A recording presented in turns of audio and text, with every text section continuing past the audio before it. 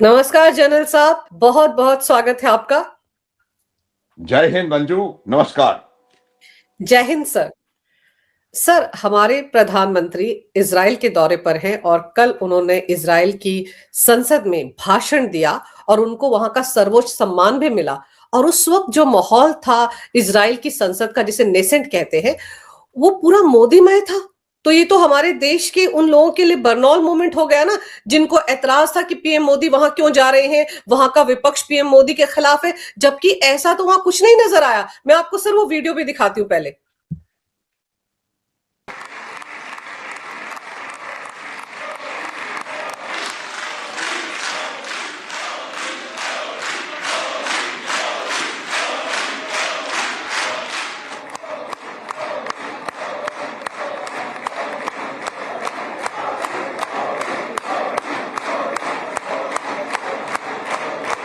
Sir, ये Israel की संसद है और देखिए क्या हो रहा है वहां पर। अंजू, बिल्कुल आपने सही कहा। ये जो एक्सप्रेशन आपका है, Bernoulli moment, absolutely bang on. ये लोग परेशान थे कि मोदी क्यों जा रहे हैं। पिछले 2-3 दिन से जिस प्रकार के हालात इजराइल में बन रहे थे और कोई बॉयकॉट की बात चल रही थी, तो इससे इनको और एनर्जी मिली कि मोदी को घेरें और ये कहें कि ये मोदी का जो विजिट है ये असफल रहेगा, ये रहेगा, वो रहेगा। आज आपने देखा कि कल के जो उनके भाषण के दौरान किस प्रकार से कम 15 बार उनको तालियों का ओवेशन मिला, जिसमें से कम 2-3 बार स्टैंडिंग ओवेशन उनको दिया गया। ये कई दफा ऐसा लग रहा था कि ये इजराइल की संसद ना होकर के मोदी की संसद हो। मोदी मोदी के नारे मुझे लगता है भारत की संसद में शायद न लगे, वहां पर इजराइल की संसद में मोदी मोदी के नारे लगे। 2-3 चीजें अंजू बिल्कुल साफ उभर करके आती हैं। एक तो प्रधानमंत्री नरेंद्र मोदी की यूनिवर्सल एक्सेप्टेबिलिटी, दूसरा प्रधानमंत्री नरेंद्र मोदी का जो कद है, प्रधानमंत्री नरेंद्र मोदी के बारे में दूसरे देशों का जो विचार है, ये वही नरेंद्र मोदी हैं जो लड़ाई के दौरान एक महीने में मॉस्को जा सकते हैं और अगले महीने में कीव जा सकते हैं और उसके अगले महीने में अमेरिका जा सकते हैं। ये वही मोदी हैं जिनके लिए कहा जाता है कि आपने सरेंडर किया। ये वही मोदी हैं जो पिछले 1.5 साल से डोनाल्ड ट्रंप के बुलावे के बाद उनसे नहीं मिले। उसके उनके टेलीफोन उन्होंने वार्तालाप, मैं ये नहीं कहूंगा नहीं उठाया, वो थोड़ा सा डेरोगेटरी रिमार्क हो जाएगा, उनसे वार्तालाप नहीं किया। ये वही नरेंद्र मोदी हैं, ये जो चाहते हैं, जो कहते हैं, वो करके दिखाते हैं। आपको मैं बताना चाहता हूं किस प्रकार का इतिहास भारत और इजराइल के बीच में रहा है।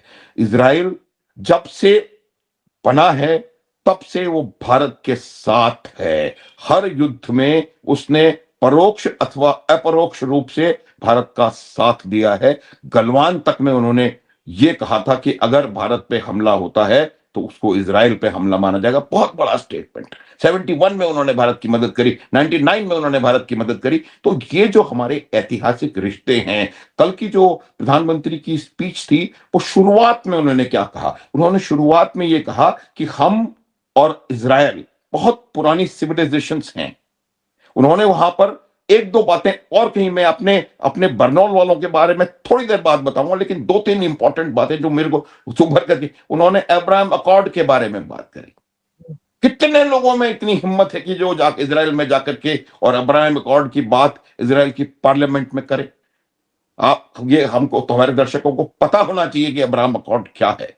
और इसके इसके वहां पर जाकर के उन्होंने बात करी। उन्होंने वहां पर एक इस प्रकार का हमारा रिलेशनशिप जो भारत और इजराइल का हमेशा से रहा है, उसको हाईलाइट करने की कोशिश करी। उन्होंने बैटल ऑफ हाइफा की बात करी। उन्होंने जो भारतीयों ने बैटल ऑफ हाइफा में और उस युद्ध के दौरान उस एरिया में जितने लोगों ने अपने प्राणों की आहुति दी, उसकी बात करी। उन्होंने जो हाइफा चौक भारत में हुआ है, उसकी बात करी। उन्होंने ये कहा कि वो भारत के पहले प्रधानमंत्री थे जो कि इजराइल के दौरे पर गए। देखिए, कुल मिलाकर के जिस प्रकार से वहां के पक्ष और विपक्ष दोनों ने एक सुर में उनकी सराहना करी है कल, वो हर भारतीय का सीना गर्व से चौड़ा कर देने वाली बात है। और वो विपक्ष जो कहीं ना कहीं बात कर रहा था बॉयकॉट की, वो बाहर आया। उन्होंने, उनके जो नेता विपक्ष हैं, क्या उन्होंने, देखिए स्पीच देने का तरीका होता है। कल उन्होंने पहले प्रधानमंत्री का नाम लिया, नेतन्याहू का, फिर स्पीकर का, और फिर एलओपी का, और फिर वो लोग उनके साथ सेल्फी ले रहे हैं। तो ये जो चीज है, ये उनकी एक्सेप्टेबिलिटी, एक्सेप्टेबिलिटी का क्या मतलब, मैं जो बता रहा था, वो मतलब ये है कि उनको नेतन्याहू भी उतना ही एक्सेप्ट करते हैं जितना कि उनका लीडर ऑफ ऑपोजिशन एक्सेप्ट करता है। ये एक बहुत बड़ी, मुझे लगता है, भारतीय कूटनीति की और भारतीय समझ की और मोदी के नेतृत्व की विजय है। सर, वहां का विपक्ष हमारे देश के विपक्ष जैसा थोड़ी है। वहां का एलओपी या विपक्ष का नेता हमारे देश के विपक्ष के नेता जैसा नहीं है ना। यहाँ तो उल्टे रायता फैलाया जाता है। जब देश में इतना बड़ा एआई समिट हो रहा था, और वहां देखिए पक्ष विपक्ष दोनों पीएम मोदी के स्वागत के लिए मौजूद थे। पीएम मोदी का भाषण संसद के अंदर बैठकर सुन रहे थे। पीएम मोदी को सर्वोच्च सम्मान वहां पर संसद का मिला। और पीएम मोदी ने सर ये भी तो क्लियर कर दिया ना कि दोगलापन नहीं है भारत का आतंकवाद को लेकर। अगर हम 26/11 नहीं भूले तो हम 7/10 भी नहीं भूले हैं। हमास ने आतंकवादी हमला किया था, उसकी उन्होंने निंदा की। बिल्कुल। और उन्होंने इस हमले को, क्योंकि कई लोग यहां पर जो भारतवर्ष में हैं, जो लोग बर्नौल मूवमेंट वाले लोग हैं, उन्होंने कहीं ना कहीं ये भी लगाया था आक्षेप कि आपने कभी हमास को आतंकवादी संगठन घोषित नहीं किया, आपने कभी कुछ ये नहीं किया, वो नहीं किया, कई किस्म की बातें हो रही थी। आज बिल्कुल साफ शब्दों में उन्होंने पहले 7/10 की बात करी, फिर उन्होंने कहा कि पूरा भारतवर्ष 144 करोड़ भारतीयों की भावना लेकर के मैं आपके साथ आया हूं, और हम इस समय आपके साथ खड़े हैं। इस स्टेटमेंट के बाद पूरी संसद ने, चाहे वो पक्ष हो, विपक्ष हो, मित्र हो, जो भी हो, और एक बहुत इंटरेस्टिंग जो उन्होंने बात वहां पर बताई, जो कि हमें समझना चाहिए, उन्होंने कई उदाहरण दिए कि किस प्रकार से जो ज्यूज हैं वो भारत में प्रगति कर रहे हैं। एक बहुत अच्छी वहां पर वो है। और एक उन्होंने, ये बिल्कुल इसी के बारे में बताना चाह रहा था मैं, कि उन्होंने जनरल जेकब, जेएफआर जैकब की बात करी। जनरल जेएफआर जैकब एक बहुत सेलिब्रेटेड मिलिट्री कमांडर हैं, और ये भारतीय सेना के लिबरेशन ऑफ बांग्लादेश के जो मुहिम में एक बहुत बड़े की फैक्टर थे। और ये जो प्रसिद्ध, हाँ, ये जो तस्वीर आप दिखा रही हैं, इसमें जो जिस व्यक्ति के वहां पे एक हाथ लग रहा है, वो है जनरल जेएफआर जैकब, जो कि बिल्कुल जनरल ए के नियाजी, जो कि दस्तखत कर रहे हैं पतलून उतार करके, उनके पीछे खड़े हुए हैं। तो इससे पता पड़ता है कि उनका 1971 के बांग्लादेश लिबरेशन वॉर में कितना जबरदस्त कंट्रीब्यूशन था। और ये वही थे, बाद में जाकर के ये गोवा के राज्यपाल भी बने, और ये अक्सर एक बात कहा करते थे कि I am proud to be a Jew, but I am an Indian through and through. इतना, व्हाट अ स्टेटमेंट। इस स्टेटमेंट को सुन करके मुझे लगता है जितने भी लोग यहां हैं, बिल्कुल ताली बजाने की बात है। जितने भी लोग यहां पर हैं जो कि इनकी बात करते हैं, उनको उनके मुंह पे एक करारा, मुझे लगता है, चोट इससे पहुंची होगी। दूसरा एक बहुत इंपॉर्टेंट मैसेज जो दिया, पहले उन्होंने 7/10 की बात करी, भारत उनके साथ है वो, उसके बाद उन्होंने उसी सांस में 26/11 की बात करी। उन्होंने ये कहा, ये मैं संदेश पूरे विश्व को दिया कि आतंकवाद के मुद्दे पर दोगला रवैया, दोहरापन नहीं होना चाहिए। आप अलग ये नहीं कह सकते कि ये अलग है और ये अलग है, ये गुड आतंकवाद है, ये बैड आतंकवाद है, ये गुड एक्ट है, ये बैड एक्ट है। लेकिन मेरे को जो समस्या है उनसे नहीं है, मुझे समस्या अमेरिका के राष्ट्रपति से भी नहीं। मैं बताऊंगा, उनके लिए भी बहुत बहुत पावरफुल मैसेज दिया है नरेंद्र मोदी ने। मुझे समस्या है जो यहां पर बैठे हुए हैं, और जो यहां पर बैठे हुए हैं, जिनको कि भारत की तरक्की, जो कि कहीं ना कहीं जिसका श्रेय पूरा नहीं, कहीं ना कहीं अगर करंट रिजीम को जाता है, उस तरक्की से उनको बिल्कुल खुशी नहीं है। उन लोगों को समझने की आवश्यकता है। इस एक वैश्विक नेता की पूरे विश्व में पहचान है। वो लोग जो कह रहे थे कि भारत ने सरेंडर कर दिया, भारत ने अमेरिका के सामने ये कर दिया, घुटने टेक दिए, फलाना ढकाना, आज उसी नरेंद्र मोदी ने उसी अमेरिका के सबसे बड़े अलाय के पार्लियामेंट में जाकर के उसी अमेरिका के मुंह पर इतना करारा तमाचा मारा है जब उन्होंने कहा कि वो जो संयुक्त राष्ट्र सुरक्षा परिषद द्वारा जो उन्होंने इनिशिएटेड पीस प्रपोजल है, भारत उसके साथ खड़ा है, भारत उसका समर्थन करता है। ये बिल्कुल साफ उन्होंने कर दिया कि जो अमेरिका एक नया यूएन, पैरेलल यूएन बनाने की कोशिश कर रहा है board of peace. Board of peace के मार्फत, और वहां पर ये शरीफ साहब भी जाकर के बैठे हुए हैं, जिनको कहते हैं खड़े हो जाओ, खड़े हो जाओ, बैठ जाओ, बैठ जाओ। वो उस बोर्ड ऑफ पीस को एक सिरे से नकारा, कहां जाकर के इजराइल की नेसेट में। ये बात हमारे विपक्ष को समझने की जरूरत है। ये जो ताकत है, ये ताकत इस भारतवर्ष ने अपने इतिहास में कभी नहीं दिखाई, जो वो ताकत आज दिखा रहा है। चाहे वो टैरिफ का मुद्दा हो, चाहे वो ईरान का मुद्दा हो, चाहे वो इजराइल का, कोई भी मुद्दा हो। किस तरह से जब अमेरिका ने टैरिफ का काम किया, जब चीन में जाकर के ये जो तिकड़ी की जो फोटोज पूरे दुनिया में फेमस हुई थी, शी जिनपिंग, पुतिन और नरेंद्र मोदी की, ये सब क्लियर कट बातें हैं कि अगर किसी ने पूरे विश्व में अमेरिका के सामने आंख भी नहीं झुकाई, वो नरेंद्र मोदी हैं, वो भारतवर्ष है। तो जब आप नहीं झुकते, अमेरिका को भी मालूम है, ट्रंप भी बच्चे नहीं है, उनको भी पता है कि किस लीडर में दम है और किस में नहीं है, और वो जानते हैं शहबाज शरीफ को कैसे हैंडल करना है, और उनको पता है कि मोदी कैसे उनको हैंडल करेगा। सर, जैसे आपने बोर्ड ऑफ पीस का जिक्र किया, $1 बिलियन दे दो तो मेंबरशिप मिल जाएगी, ये हो जाएगा। और वहां होगा क्या सर? वहां पर तो ट्रंप टावर ही बनेगा ना। अपने लिए बिजनेस तलाश रहे हैं डोनाल्ड ट्रंप। और भारत के प्रधानमंत्री अगर इजराइल की संसद में खड़े होकर कहते हैं कि संयुक्त राष्ट्र द्वारा जो शुरू किया गया है गाजा पीस प्रोसेस, हम उसके साथ है, पूरा समर्थन उनके साथ है। सर, इजराइल भी तो यही चाहता है ना। इजराइल कौन सा बोर्ड ऑफ पीस के साथ जा रहा है? बिल्कुल बिल्कुल सही। और देखिए, ये देखिए जो जिस प्रकार की भाषा, आप देखिए कल जब प्रधानमंत्री ने भाषण दिया, उसके बाद नेतन्याहू की जो स्पीच है, किस प्रकार से उन्होंने मोदी की और भारत की तारीफ करी जम करके। आप देखिए शुरू से आखिर तक, जब जैसे ही वहां पर उतरे प्रधानमंत्री, तो Benjamin Netanyahu first lady of Israel के साथ वहां पर मौजूद थे।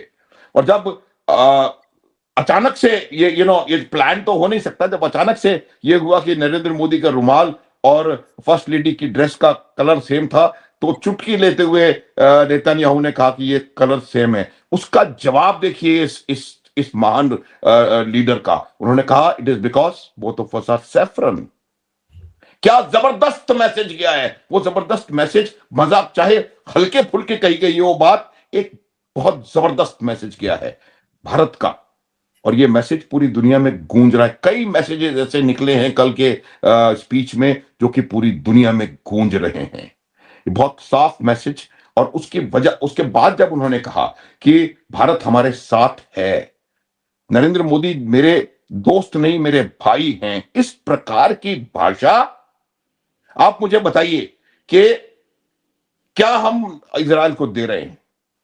ये जो भाषा है, ये जो रेस्पेक्ट है, ये खरीदी हुई नहीं है, ये डिमांड करी हुई नहीं है, ये इजराइल के प्रधानमंत्री के हृदय के उद्गार हैं, और ये नरेंद्र मोदी की महानता को दिखाते हैं। सोचिए कितनी गर्मजोशी के साथ वो पीएम मोदी से एयरपोर्ट पर मिले, और उन्होंने तो कहा कि पीएम मोदी एशिया के शेर है और दुनिया के सबसे ज्यादा लोकप्रिय नेता हैं।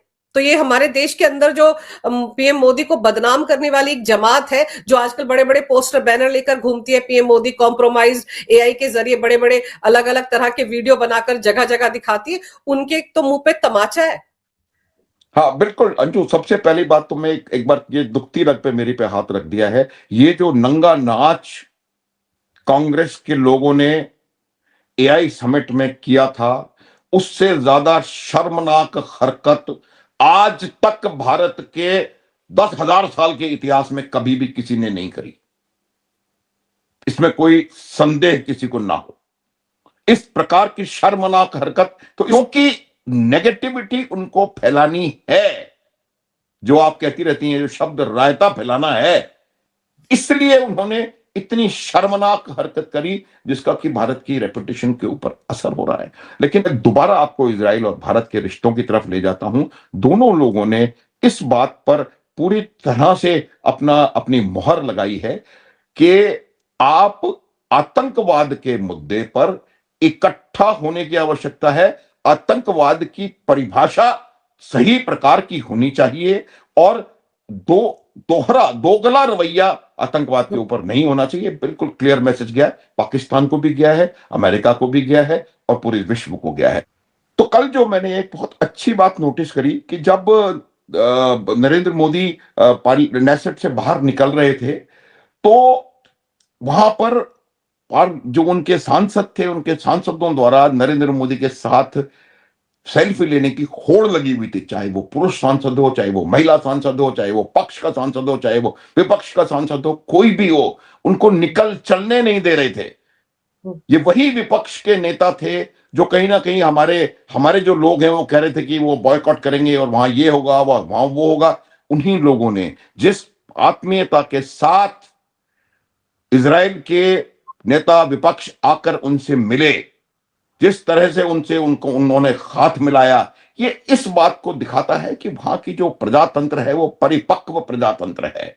और जब राष्ट्रहित की बात आती है अंशु, तो वो पूरा देश इकट्ठा होता है। जब उनको पता है कि ये जिसकी मैं बता रहा, जब उनको मालूम है कि इसकी क्या अहमियत है, इस विजिट के क्या मायने हैं और जो मैसेज भारत के प्रधानमंत्री दे रहे हैं उसके क्या मायने हैं, तब ये एक साथ निकल करके सामने आ रहे हैं।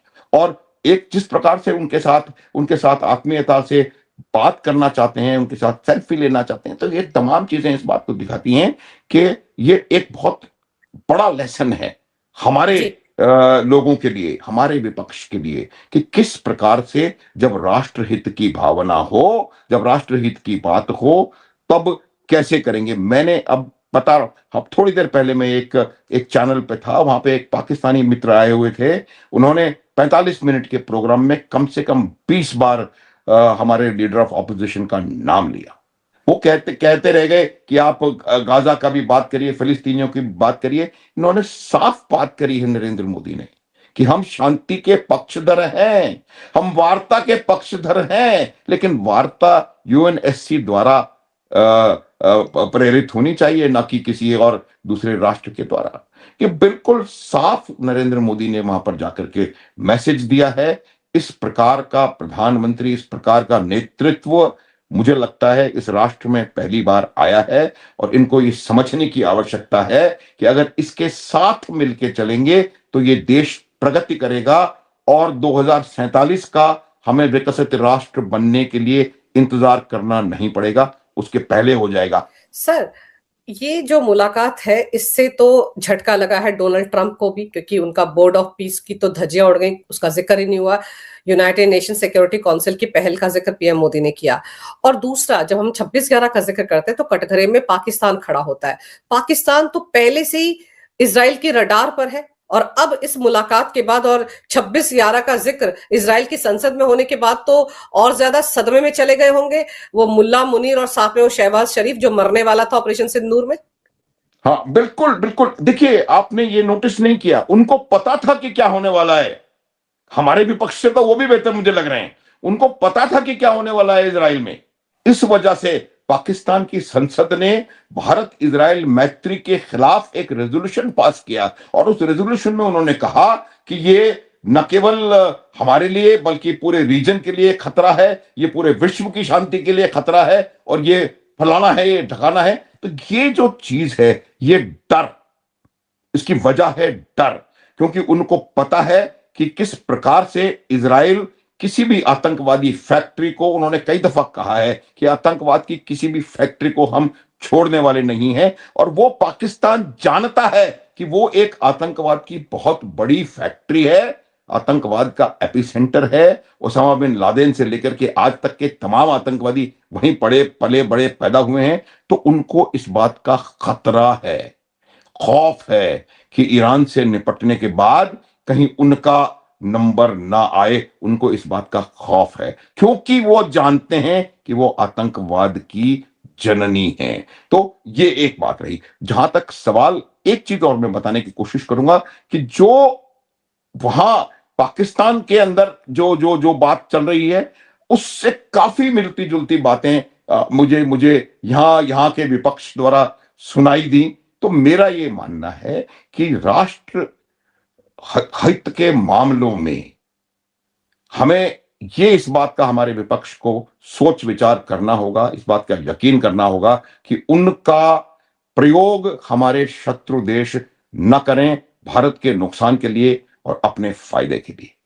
सर बिल्कुल सही कह रहे हैं आप, क्योंकि भारत में जो नैरेटिव हमारा विपक्ष लेकर चलता है, उसी नैरेटिव पर पाकिस्तान चलता है। कोई भरोसा नहीं कि ईरान पर अगर एक मिसाइल छोड़ी गई तो पाकिस्तान में भी गिर जाए, और पाकिस्तान तो वैसे ही आज मारा मारा फिर रहा है सर। वो शहबाज शरीफ कतर के चक्कर लगा रहा है क्योंकि तालिबान से खतरा हो गया है। अब जहां पर सर वॉर शुरू हो सकता है आने वाले 1-2 दिन में, वहां पर पीएम मोदी पहुंच गए तो ये तो डोनाल्ड ट्रंप भी हजम नहीं कर पाएंगे ना।